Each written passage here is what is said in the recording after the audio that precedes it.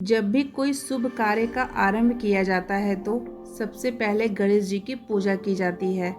पर क्या आपको पता है, गणेश जी की पूजा तांत्रिक साधना के लिए भी की जाती है। जी हाँ, गणेश जी से जुड़ी ऐसी बहुत सी रहस्यमय कहानियाँ हैं जो लोगों को आज तक नहीं पता है।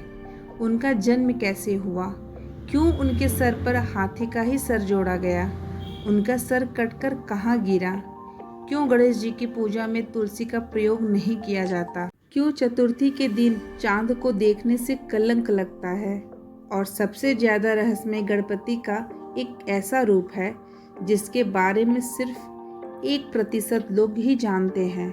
इन सभी सवालों का जवाब आज हम लेकर आए हैं आपके लिए। ये बातें जानना हमारे लिए बहुत ज़रूरी है, क्योंकि जिन चीज़ों को हमें बचपन से भरोसा है, जो पैटर्न हमने हमेशा से फॉलो करते आ रहे हैं, उसके पीछे की साइंस ना पता होना तो अपने आप में एक समस्या है। आइए साथ मिलकर इन सभी रहस्यों से पर्दा उठाते हैं।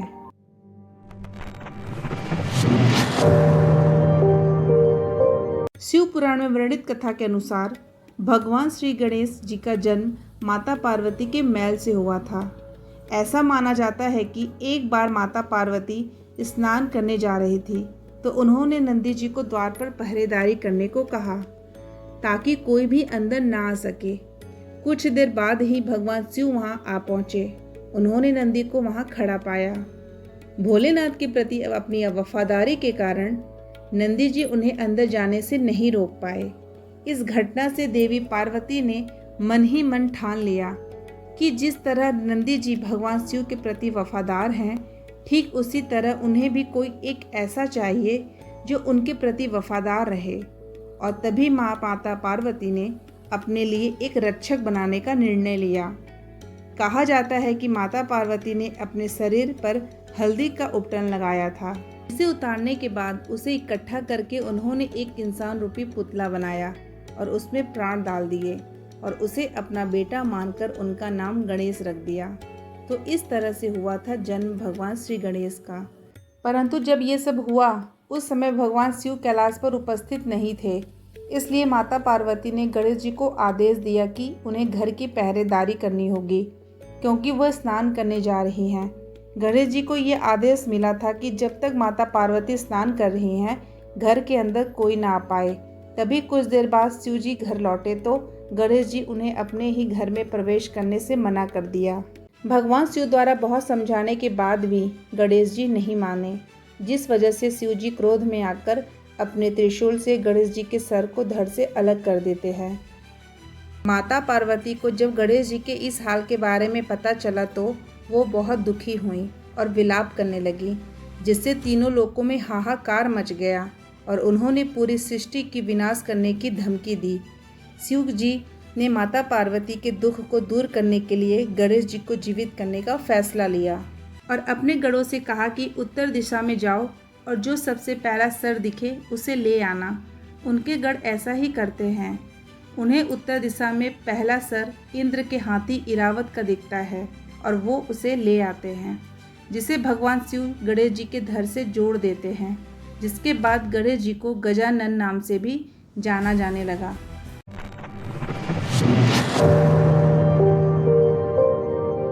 गणेश जी के गजमुख अवतार के बारे में तो हमें पता चल गया कि कैसे उनका सर धड़ से अलग हो गया था। माता पार्वती और अन्य देवताओं के कहने पर शिव जी ने गज यानी हाथी का सर गणपति के धड़ से जोड़ दिया था। पर यह कोई नहीं जानता कि उनका सर धड़ से अलग होने के बाद कहाँ गिरा और आज के समय पर वो जगह कहाँ है और वहाँ क्या है। धार्मिकों की माने तो भगवान गणेश का असली सर धड़ से अलग होने के बाद शिव जी उनका मस्तक एक गुफा में रख देते हैं। जिस गुफा में भगवान गणेश का सर रखा गया उसको पाताल भुवनेश्वर गुफा के नाम से जाना जाता है। इस गुफा में विराजित गणेश जी की एक मूर्ति भी है, जिसको आदि गणेश भी कहा जाता है। मान्यता यह है कि कलयुग में इस गुफा की खोज आदि शंकराचार्य ने की थी। वही द्वापर युग में इस गुफा को पांडवों ने भी खोजा था। यह गुफा उत्तराखंड के पिथौरागढ़ के गंगोली घाट से 14 किलोमीटर दूर स्थित है। कहा जाता है कि इस गुफा में रखे गए कटे हुए मस्तक की रक्षा भगवान शिव स्वयं ही करते हैं। गणेश जी की जब भी आरती होती है तो हमेशा एक दंत का जिक्र ज़रूर होता है, पर क्या आप गणेश जी के एक दांत के पीछे की कहानी जानते हैं? क्या आपको पता है उन्हें एक दंत क्यों कहा जाता है? इसके पीछे दो प्रसिद्ध कहानियाँ जुड़ी हैं। पहली कहानी है भगवान परशुराम और गणेश जी के बीच युद्ध की। ब्रह्मावृत पुराण के अनुसार भगवान परशुराम एक बार कैलाश पर्वत पर गए, जहाँ शिव जी ध्यान कर रहे थे, और वहां जाकर परशुराम जी ने शिव जी से मिलने की इच्छा जाहिर की। लेकिन गणेश जी ने भगवान परशुराम को शिव जी से मिलने की अनुमति नहीं दी, ताकि उनका ध्यान न भंग हो। गणेश जी द्वारा मना करने पर परशुराम जी बहुत गुस्सा हो गए और उन्होंने गुस्से में आकर गणेश जी पर हमला करने के लिए अपने फरसे का इस्तेमाल किया, जो स्वयं भगवान शिव ने उन्हें दिया था। अपने पिता द्वारा दिए गए हथियार की शक्ति का सम्मान रखने के लिए गणेश जी अपने दो दांत में से एक दांत पर हमला ले लेते हैं, जिस वजह से उनका एक दांत टूटकर गिर जाता है, और इस घटना के बाद से गणेश जी को एक दंत कहा जाने लगा। और दूसरी कहानी है महाभारत की कथा लिखने की। आप सभी यह तो जानते होंगे कि महाभारत के रचयिता ऋषि वेद व्यास जी हैं, लेकिन फिर भी गणेश जी को महाभारत का मूल लेखक माना जाता है। महान ऋषि वेद व्यास ने महसूस किया है कि गणेश जी महाभारत को समझने योग्य हैं, इसलिए उन्होंने गणेश जी को पूरी महाभारत सुनाई और उसे लिखने का अनुरोध गणेश जी से किया। गणेश जी उनकी बात मान गए, लेकिन उन्होंने एक शर्त रखी कि वह महाभारत लिखते हुए एक क्षण भी नहीं रुकेंगे। कहा जाता है कि महाभारत को लिखते लिखते जब बीच में पंख वाला कलम टूट गया तो गणेश जी अपने एक दांत को तोड़ लिया और बाकी महाभारत लिखने के लिए उसका इस्तेमाल किया। यह भी एक वजह है कि उन्हें एक दंत कहा जाता है।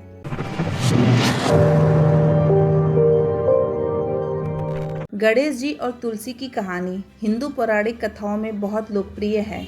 यह प्रेम, अस्वीकृति और बदले की कहानी है। कहा जाता है एक बार गणेश जी गंगा नदी के किनारे तपस्या में लीन थे। उसी दौरान वहां से तुलसी माता गुजर रही थी। वह गणेश जी के सौंदर्य रूप को देखकर उन पर मोहित हो जाती हैं। माता तुलसी अक्सर गंगा नदी के तट पर गणेश जी को देखने जाया करती थी।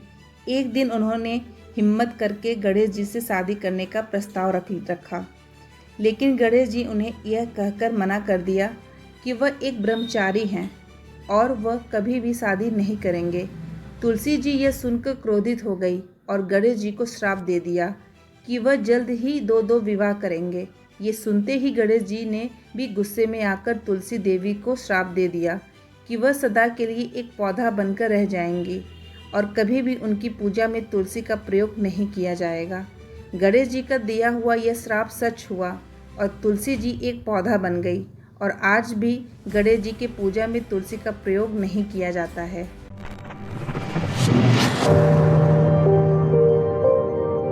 दक्षिण भारत में माना जाता है कि गणेश जी एक ब्रह्मचारी थे, लेकिन मान्यता ये भी है कि गणेश जी का विवाह दो जुड़वा बहनों से हुआ था, रिद्धि और सिद्धि से।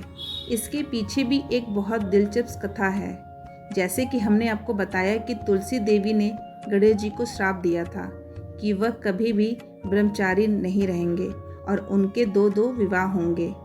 अब जैसे जैसे साल बीतते गए, गणेश जी का विवाह करने का मन करने लगा, लेकिन उनके हाथी का सर और एक दांत की वजह से कोई भी कन्या उनसे विवाह नहीं करना चाहती थी, जिसकी वजह से गणेश जी निराश रहने लगे और सोचने लगे कि जब उनका विवाह नहीं हो पा रहा है तो बाकी देवताओं का विवाह वह कैसे होने दे सकते हैं, जिस वजह से वह अपने मूषक के साथ मिलकर हर विवाह में विघ्न डालने लगे।